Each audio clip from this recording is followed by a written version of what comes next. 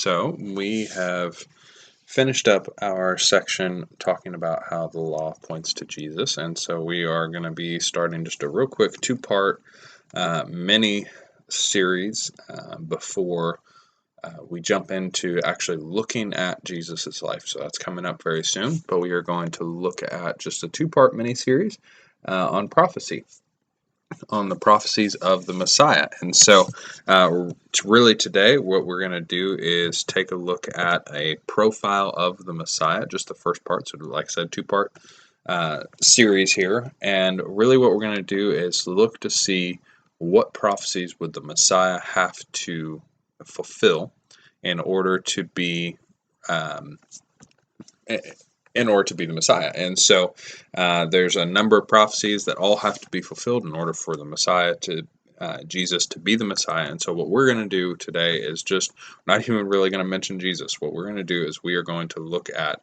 what are these prophecies, what are these boxes that have to be checked if Jesus is the Messiah, so that when we study the life of Jesus, we can take a look and see if he actually checks off all these boxes. Now, the first question is, what is prophecy? Well, put simply, prophecy is a message from God, and it's typically about future events.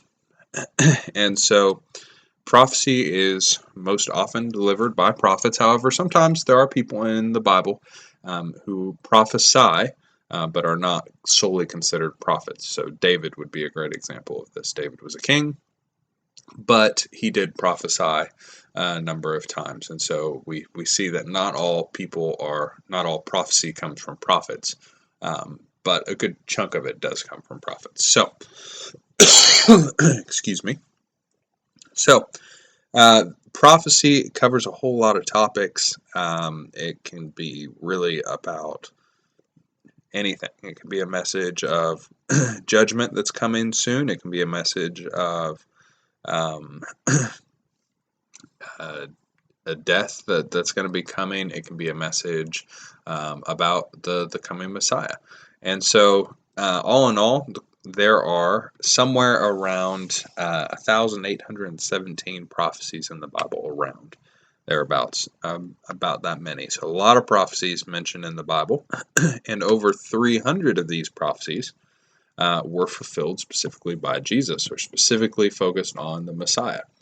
Now, the mathematical odds that one person would fulfill all 300 plus prophecies about the Messiah are 1 in 10 and all those zeros.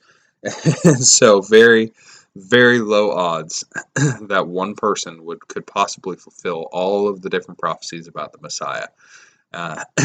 And so we are going to look at a number of those prophecies over the next couple of weeks. We are not going to look at all 300. There are plenty. If you wanted to study this in great depth, you certainly could. You could dig into all the different prophecies that are in the Bible. There are tons and tons of prophecies about this. People have their PhDs about this topic. And so there's plenty that we are going to leave out. But I'm going to try and hit the high points for you, some of those big hitter ones that we have to see that Jesus would fulfill. So we're going to look at this profile of the Messiah. So we're going to start with looking at some about his birth. And the first question is, when would he be born? Well, the Bible, believe it or not, actually addresses this topic. And it addresses it in the book of Daniel. Now, the book of Daniel was written in 539 BC. And it is going to actually addresses this question in quite a bit of detail. And Daniel chapter 9, we see that Daniel, now just context, remember Daniel is imprisoned, and he is his people are enslaved, and so they in Babylon, and so he is looking to see, when is the day of the Lord going to be? When are these, looking at all these prophecies that he knows, and he is trying to figure out, when is God going to come to earth to establish his kingdom, to free the Jews? When is, life is kind of crappy right now. When is God going to come fix everything? And so Daniel 9, he is studying these prophecies. He's looking for what Christians would nowadays call the millennial reign of Christ. That is when God comes and sets up his earthly kingdom.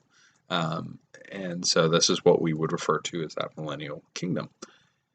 Now, interestingly enough, Daniel, we see, actually misinterprets the prophecies that he's reading, and he assumes that it's going to be 70 years from Israel's captivity in Babylon that God's going to return. So he actually misinterprets what he's reading. We're told this. And we're going to read Daniel chapter 9 about the angel Gabriel who shows up and actually clarifies all of this for him. So this is going to get a bit muddy. I promise we're going to clarify it. Just kind of bear with me. Let's read the passage, then we'll break it down. So Daniel chapter 9, verses 20 through 27.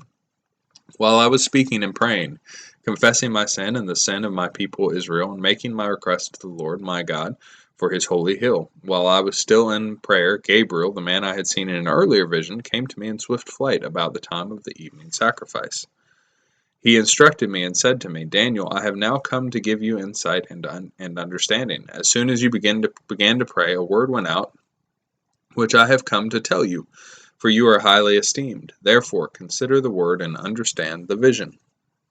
77s are decreed for your people and your holy city to finish transgression, to put an end to sin, to atone for wickedness, to bring in everlasting righteousness, to seal up vision and prophecy, and to anoint the most holy place. Know and understand this. From the time the word goes out to restore and rebuild Jerusalem until the Anointed One, the ruler, comes, there will be 7 sevens and 62 sevens. It will be rebuilt with streets and a trench, but in times of trouble, after the 62 sevens, the Anointed One will be put to death and will have nothing. Know and understand this. From the time the word goes out to restore and rebuild Jerusalem until the Anointed One, the ruler, comes, there will be 7 sevens and 62 sevens. It will be rebuilt with streets and a trench. I'm sorry, I already read that. The Anointed One will be put to death and will have nothing. The people of the ruler who will come will destroy the city and the sanctuary. The end will come like a flood. War will continue until the end, and desolation have been decreed. He will confirm a covenant with many for 1 7. In the middle of the 7, he will put an end to sacrifice and offering. And the temple he will set up an abomination, and at the temple he will set up an abomination that causes desolation until the end that is decreed is poured out on him. Okay, so that's real muddy, really confusing. There's a whole lot about sevens and 77s and kind of confusing things that are going on. So Gabriel tells Daniel that it will not be 70 years before the Lord returns, but instead 70 sets of 7 years before the Lord comes and sets up his kingdom on earth. So he was off by a good bit. Now, what does that translate to? So 70 sets of 7 years, that's 70 times 7, comes out to 490 years. Now, you're probably thinking to yourself, that sounds like way less time. That obviously more than 490 years have passed since Daniel was around in the 500s BC. And so what's the deal with that? We're going to talk about that. Just keep this number 490 years in your head. We're told that the purpose of this 490 years is going to be to accomplish several things: to finish transgression, to put an end to sin, to atone for wickedness, to bring in everlasting righteousness, to seal up vision and prophecy, and to anoint the most holy place. Okay, so that's what all is mentioned.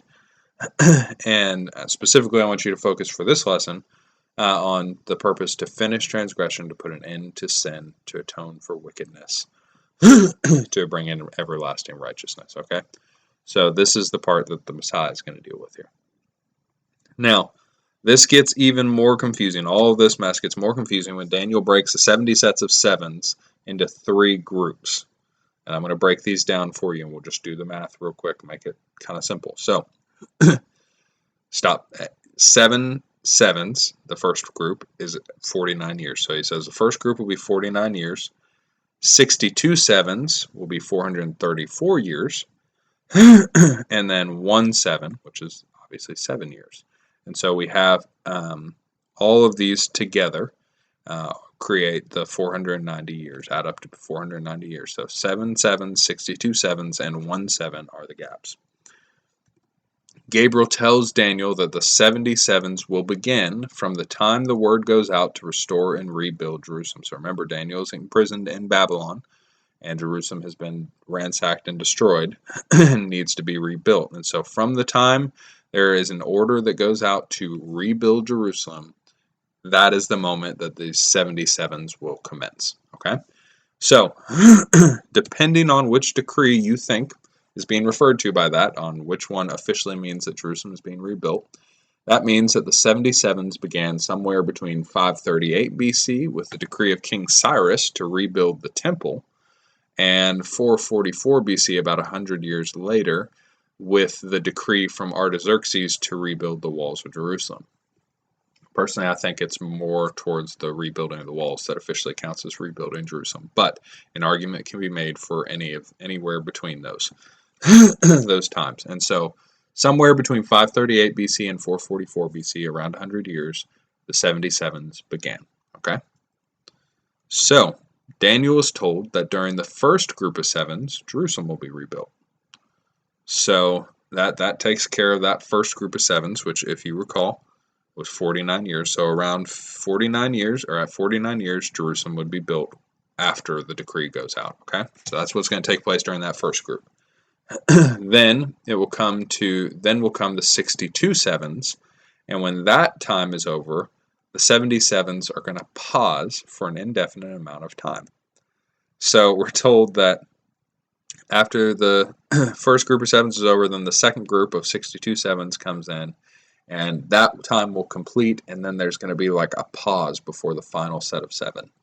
And that pause is not specified how long it's going to be. It's just there's going to be this pause, and that is the reason that more than 490 years have gone by since the 77s began. And this is the part that's kind of unsatisfying to us and we struggle with. But during that pause, a couple things are going to happen. So 62 sevens are going to happen, and then the pause will commence, and during it, we're going to see several things. And so we're going to see the anointed one will be put to death and will have nothing. So the anointed one would be the Messiah. The Messiah will be put to death and have nothing. And then the people of the ruler who will come will destroy the city and the sanctuary. And so the city being Jerusalem. So there's going to be a ruler, and his people are going to come and destroy Jerusalem and the temple. So first, we're going to see the anointed one is going to be put to death. Then we're going to see the ruler will come. So this is taking place during the pause after the 62 sevens. Okay. So this means that you can count off 483 years between, if the number of the 62 sevens, between the declaration to rebuild Jerusalem and the Messiah dying. Okay. So I know this is getting kind of muddy again, but just understand, 7 sevens, Jerusalem's rebuilt. 62 sets of 7 years, or 483 years, will pass, and then after that happens, and that's when the pause is going to initiate, and we're going to see somewhere in there the Messiah is going to die, and later after that, then Jerusalem will be destroyed. Okay.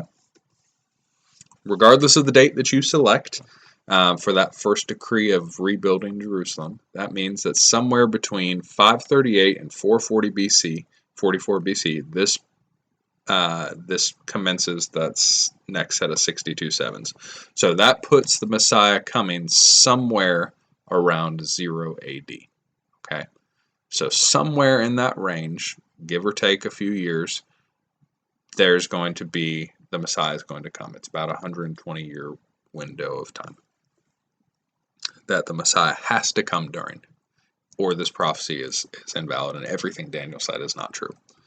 So we have a second marker when Jerusalem and the temple would be destroyed. And so that's the first the Messiah will come and die, then the temple, Jerusalem and the temple are going to be destroyed. And we know when that event happened. That's a very well recorded event in history, and that is in 70 AD. The future emperor of Rome, Titus, destroyed Jerusalem and the temple. This means that the Messiah had to come somewhere between around 55 BC and 70 AD, because he would come and die before Jerusalem was destroyed. So 70 AD is the latest, and 55 BC is the earliest if you go at that first decree to rebuild the temple. So somewhere in that range of about 125 years is when the Messiah is set to come. It's a pretty small window, all things considered. And so This is the prophecy we're told. Somewhere between 55 BC and 70 AD, we are going to see the Anointed One, the Messiah, come and be killed. All right, we're given a very small window of time. So, when that Messiah comes, let's take a look at what the other prophecies are. We now know about when the Messiah is supposed to come within pretty great detail, or within a pretty specific set of years. And now somebody in that set of years has to fulfill all these other things. So, genealogy of the Messiah is the next thing to look at. So we know that he was supposed to come from the tribe of Judah. Now, Israel was split into 12 tribes, if you recall. And while Jacob was dying, he blessed his sons, who the 12 tribes are named after. And to Judah, his son, he gave this following blessing in Genesis 49:10. The scepter will not depart from Judah, nor the ruler's staff from between his feet, until he to whom it belongs shall come, and the obedience of the nations shall be his. So this tells us that Judah is going to be the kingly line, and it's from that kingly line the scepter will not pass. And so the Messiah is going to come from the line of Judah, be essentially from this kingly line in Judah that will last up until the Messiah comes. And then we're told that he's supposed to be from the line of David, who is the most well-known member of the tribe of Judah. Was King David, the most well-known king of in all of Israel. And so it was prophesied that David's line would be the specific line that the Messiah would come by. And we see this in a few prophecies. Psalm 132:11, the Lord swore an oath to David. A sure oath he will not revoke. One of your own descendants I will place on your throne. So a coming king in the line of David. Isaiah 9, verses 6 and 7 say, For to us a child is born, to us a son is given, and the government will be on his shoulders, and he will be called Wonderful, Counselor, Mighty God, Everlasting Father, Prince of Peace. Of the greatness of the government, of his government and peace, there will be no end. He will reign on David's throne, and over his kingdom, establishing and upholding it with justice and righteousness. From that time on and forever, the zeal of the Lord Almighty will accomplish this. Okay, so you might recognize that. We'll get into that later. That might sound familiar, but that's going to come back up again in the Gospels. But this is telling us that the Messiah will come. He will reign on David's throne and be over his kingdom. Jeremiah 23:5 says, The days are coming, declares the Lord, when I will raise up for David a righteous branch, a king, who will reign wisely and do what is just and right in the land. So another prophecy saying this guy is going to come from the line of David. So from the tribe of Judah through the line of David, specifically, we're going to get the Messiah. Okay, so now we know that's where his family is going to be from. We also know that he was going to be born in Bethlehem, and we know this from prophecy in Micah chapter 5, verse 2. But you, Bethlehem, Ephrathah, though you are small among the clans of Judah, out of you will come from me one who will be ruler over Israel, whose origins are of old, from ancient times. Okay, so born in Bethlehem, from the line of Judah through the line of David. Also, we know that he's going to be born of a virgin. Isaiah 7:14, Therefore the Lord himself will give you a sign. The virgin will conceive and give birth to a son, and will call him Emmanuel. Okay, so this is a very unique prophecy. Nobody's born of a virgin. That's not how biology works. And so the Messiah is going to be specifically born of a virgin. Okay. His birth is going to be marked by a star, we are told in Numbers chapter 24, verse 17. I see him, but not now. I behold him, but not near. A star will come out of Jacob. A scepter will rise out of Israel. He will crush the foreheads of Moab, the skulls of all the people of Sheth. Okay, so marked by a star. And it's going to be visited by kings bearing gifts, according to Isaiah chapter 60. Verses 1 through 6, Arise, shine, for your light has come, and the glory of the Lord rises upon you. See, darkness covers the earth, and thick darkness is over the peoples. But the Lord rises upon you, and his glory appears over you. Nations will come to your light, and kings to the brightness of your dawn. Lift up your eyes and look about you, all assembled, and come to you. Your sons come from afar, and your daughters are carried on the hip. Then you will look and be radiant. Your heart will throb and swell with joy, and the wealth of the seas will be brought to you. To you the riches of the nations will come. Herds of camels will cover your land, young camels of Midian and Ephah, And all of from Sheba will come, bearing gold and incense and proclaiming the praise of the Lord. So kings will come bearing gold and incense. It's the next prophecy we're told. We're also told in Psalm 72:10, this also prophesies that kings will come. May the kings of Tarshish and of the distant shores bring tributes to him. May the kings of Sheba and Seba present him with gifts. All right. So this is another interesting prophecy that is going to have to be fulfilled. This is going to happen alongside, his birth is going to happen alongside a massacre of innocent people. Jeremiah 31:15 prophesies this. It says, "This is what the Lord says, a voice is heard in Ramah, mourning and great weeping, Rachel weeping for her children and refusing to be comforted, because they are no more." All right. So there's going to be this great weeping for the children of Israel who are going to be, there's going to be some tragedy that's going to surround them, that this massacre of innocents. We also know, interestingly enough, that the Messiah is going to be called out of Egypt. Hosea 11:1, when Israel was a child, I loved him, and out of Egypt I have called my son. Okay? And then we see that he's going to be preceded by Elijah, which is interesting because Elijah lived a long time ago.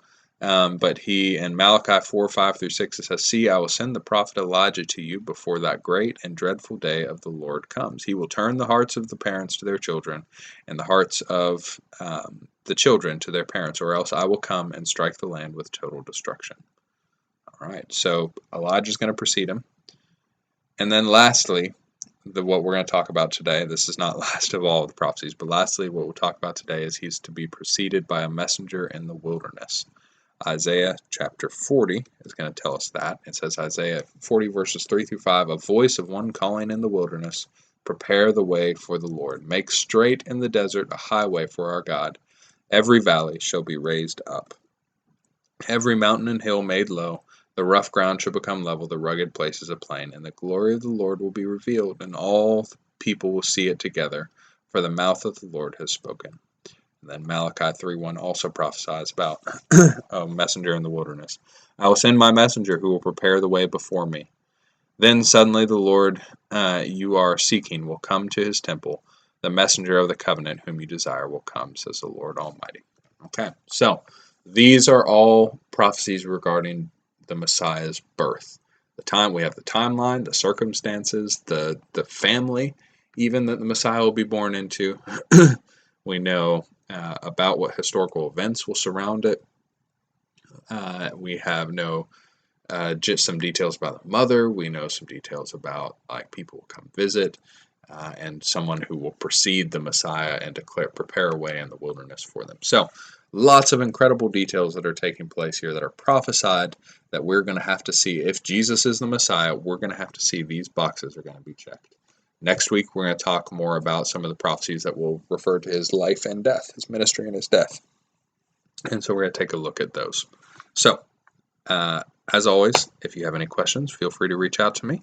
And excited to bring the next lesson to you next week.